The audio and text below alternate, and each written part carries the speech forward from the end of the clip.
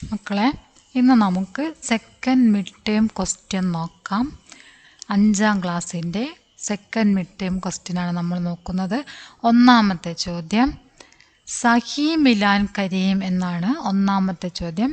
റിഞ്ചിം റിഞ്ചിം വർഷ ആയില്ലേ, നിങ്ങൾ പഠിച്ചതാണ്. रिंझिम रिंझिम वर्षा आई, धरती की सब प्यास बुझाई, शाम घटाएं उमड़ रही है, नदी नालियां उमड़ रही है, താൾത്തലയ്യ ബരേ ഹുയ അല്ലേ, ബരേ ഹുയേ ഹേ താളത്തലയ്യ. ഇത് നിങ്ങൾ പഠിച്ച കവിതയാണ്. കവിത നോക്കിയിട്ട് ഓർഡറായിട്ട് അതുപോലെ ഒരു സെൻറ്റൻസ്, അതായത് കവിതേൻ്റെ വരികൾ കൃത്യമായിട്ട് എഴുതാനാണ് നിങ്ങൾക്ക് ഉണ്ടാവുക. അതുപോലെ നമുക്ക് വേറെ ഒരു കവിത, നിങ്ങൾ എന്താ ഹവ ഓർ ധൂൾ എന്ന കവിത നിങ്ങൾ പഠിച്ചതാണല്ലോ.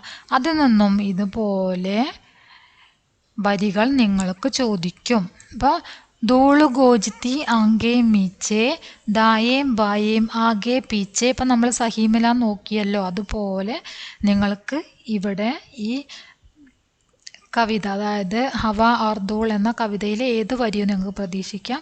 അതുകൊണ്ട് തന്നെ നന്നായിട്ട് വരികൾ പഠിക്കുക, കൂട്ടി യോജിപ്പിക്കാൻ പറ്റുന്ന രീതിയിൽ പഠിക്കുക. അതായത് നിങ്ങൾക്കിത് തരും, മിലാൻ കരീം പറഞ്ഞിട്ട് തരും. ഇപ്പോൾ ധൂള് ഗോജിത്തി എന്നൊരു സൈഡിൽ തരും, പിന്നെ അതിൻ്റെ നേരെ തരുന്നത് സാസയും ഗീഞ്ചെ എന്നായിരിക്കും. അപ്പോൾ ആങ്കെ മീച്ചെ എന്നാണ് അതിൻ്റെ അടുത്ത് വരേണ്ടത്. ആ അടുത്ത് വരേണ്ടത് നിങ്ങൾ തിരഞ്ഞെടുത്ത് എഴുതുക.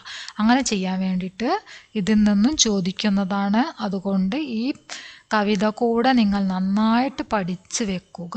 ഓക്കെ, ഇനി അടുത്ത ക്വസ്റ്റ്യൻ നോക്കാം. രണ്ടാമത്തെ ക്വസ്റ്റ്യനാണ്, ഗതിവിധിയാണ്. പൂരാക്കരയും പൂരിപ്പിക്കാനാണ് പറഞ്ഞിരിക്കുന്നത്. ചി പിന്നെ യാ എന്നാണ്. ചിടിയ അല്ലേ, എന്താണ് ചിടിയ, മച്ചലി, ബന്ദർ, ഗിൽഹരി, തിത്തലി എന്നൊക്കെയാണ് അവിടെ നമ്മൾ ഫില്ല് ചെയ്യേണ്ടത്. ഒന്നുകൂടെ നോക്കാം. ചിടിയ, മച്ചലി, ബന്ദർ, ഗിൽഹരി, തിത്തലി. നമുക്ക് നോക്കാം. കണ്ടോ, ചിടിയ, ചി മാത്രമേ ഉള്ളൂ, ഡി എന്നില്ല. അപ്പോൾ നമ്മൾ ഡി ചേർത്ത് കൊടുക്കണം. അതുപോലെ തന്നെ മ പിന്നെ ഛ ഇല്ല, അപ്പം നമ്മൾ അവിടെ ഛ എന്ന് എഴുതി കൊടുക്കണം. മച്ചലി, ബന്ദർ, ബന്നുണ്ട്, ദ ഇല്ല അല്ലേ, അപ്പം നമ്മളിവിടെ ദ എന്ന് എഴുതി കൊടുക്കുക. അതുപോലെ തന്നെ ഗിൽഹരിക്ക് ഹ എന്നില്ല, അപ്പം നമ്മളിവിടെ ഹ എന്ന് ചേർത്ത് കൊടുക്കണം. തിത്തലി എന്നതിന് ത എന്ന അക്ഷരവും ഇല്ല അല്ലേ, അപ്പം നമ്മൾ ത എന്ന അക്ഷരം ഇവിടെ ചേർത്തു. അപ്പം എന്തായത് തിത്തലി എന്നായി. ഓക്കെ, ഇനി അടുത്ത ഗതിവിധി നോക്കാം. മൂന്നാമത്തെയാണ്. 1 മുതൽ 10 വരെ ഹിന്ദിയിൽ എഴുതാനാണ് പറഞ്ഞത്. എല്ലാവരും നിർബന്ധമായിട്ടും 1 മുതൽ 10 വരെ എഴുതി പഠിക്കണം. നിങ്ങൾക്ക് എക്സാമിന് ഇത് ഏതെങ്കിലും രീതിയിൽ ചോദിക്കും. 5 മാർക്കാണ് നിങ്ങൾക്കത് ഉണ്ടാവുക. ഏത് രീതിയിൽ ചോദിച്ചാലും നിങ്ങൾക്ക് എഴുതാൻ പറ്റണം. 3 പൂവ് തന്നിട്ട് എത്ര ഉണ്ട് എന്നായിരിക്കും ചോദിക്കുക. അപ്പോൾ തീൻ എഴുതാൻ നിങ്ങൾക്ക് പറ്റണം. 1 2 3 മുതൽ പഠിച്ചു വെക്കുക. കണ്ടോ, ഇവിടെ എഴുതിയിട്ടുണ്ട്.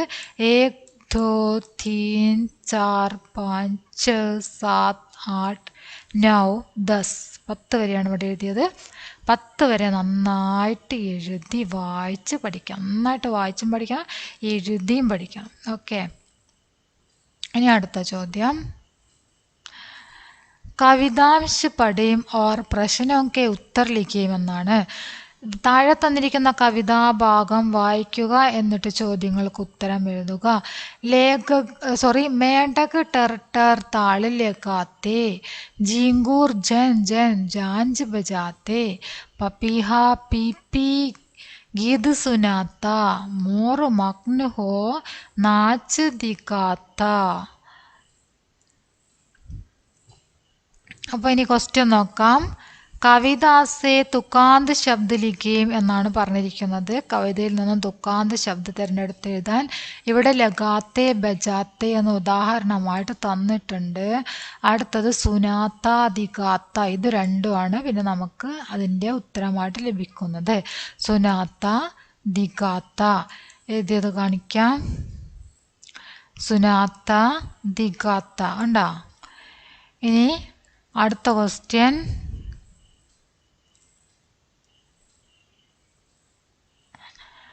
ആവാസ് പഹ്ചാൻ കർക്കെ ലിയേ സൗണ്ട് തിരിച്ചറിഞ്ഞെഴുതാനാണ് പറഞ്ഞത്.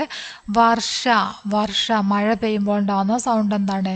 റിഞ്ചിം റിഞ്ചി അല്ലേ? ഇതാണ് അതിൻ്റെ ആൻസറായിട്ട് വരുന്നത്. ഒന്നാമത്തെ ആൻസർ എന്താണ്? റിഞ്ചിം റിഞ്ചിം. പപ്പീഹ പി പി അല്ലേ? പപ്പീഹ പി പി കണ്ടോ? പപ്പീഹ എന്നത് എന്താണ്? P P. അതാണ് അതിൻ്റെ ഉത്തരമായിട്ട് വരുന്നത്. പി പി എന്നിവിടെ എഴുതി കൊടുക്കുക. അടുത്ത് ജീങ്കൂർ. ജീങ്കൂർ എന്താണ്? ജൻ ജൻ ആണ്. അപ്പോൾ ജീങ്കൂർ ജൻ ജൻ എന്ന് അടുത്ത് തന്നെയായിട്ട് എഴുതുക. ടർ ടർ എന്താണ്? മേണ്ടക്കാണ്. മേണ്ടക്ക് ടർ ടർ താളിലെ കാത്തേ അല്ലേ? അപ്പോൾ നമ്മളിവിടെ എല്ലാ കാര്യങ്ങളും ഫില്ല് ചെയ്ത് കഴിഞ്ഞു. ഇതാണ് നിങ്ങളുടെ mid term question. Class 5 mid term question ആണിത്. നന്നായിട്ട് വായിച്ച് പഠിക്കുക. ക്ലാസ് ഫുള്ളായിട്ട് കാണുക. നിങ്ങളുടെ അഭിപ്രായങ്ങൾ തീർച്ചയായിട്ടും അറിയിക്കുക. ഓക്കെ.